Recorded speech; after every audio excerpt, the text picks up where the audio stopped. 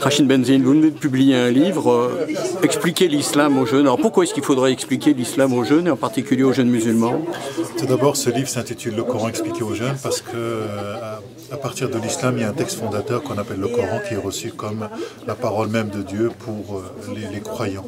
Ce qu'oublient souvent les croyants, c'est que c'est une parole avant d'être un texte, et c'est une parole qui émerge à un moment donné dans l'histoire. D'où la nécessité de connaître, je dirais, cette histoire. Il n'y a pas de parole de Dieu en dehors de la parole humaine, et que cette parole se dit dans un contexte qui est humain, dans un certain nombre de croyances. J'ai voulu donner un certain nombre d'outils, une boîte à outils, à des jeunes, notamment musulmans, qui peuvent à la fois vivre leur foi, mais vivre une foi avec intelligence, c'est-à-dire avec critique, avec un rapport distancié par rapport à un certain nombre de croyances qui ont été élaborées dans l'histoire. Donc j'essaie de trouver, de leur donner un voyage outillé, mais des outils qui nous viennent pas uniquement de la tradition islamique, mais des outils qui viennent aussi des sciences humaines, que ce soit l'histoire au sens de sciences historiques, de l'anthropologie ou de la linguistique. Alors s'il faut expliquer le Coran aux jeunes et le resituer dans son histoire, ça veut dire que des termes comme musulmans, comme le djihad, comme la charia, ce qu'on entend beaucoup, doivent être revisités dans leur sens.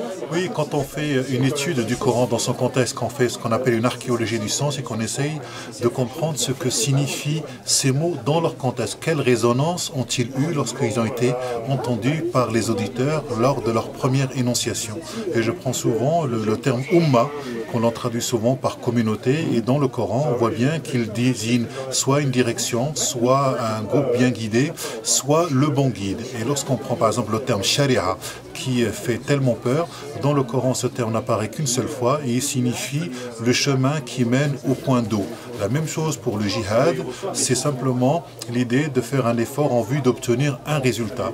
Et nous avons, durant la période mécoise, qui se déroule entre 610 et 622, un passage du Coran qu'on trouve dans une sourate, Luqman, c'est la sourate 15, qui dit que les parents font le djihad contre leurs enfants. Donc ils font tout un effort pour éviter que leurs enfants puissent rejoindre la nouvelle prédication du prophète de l'islam.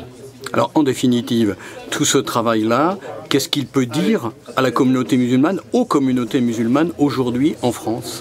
Ce travail-là vient dire que le Coran reste encore un grand texte méconnu.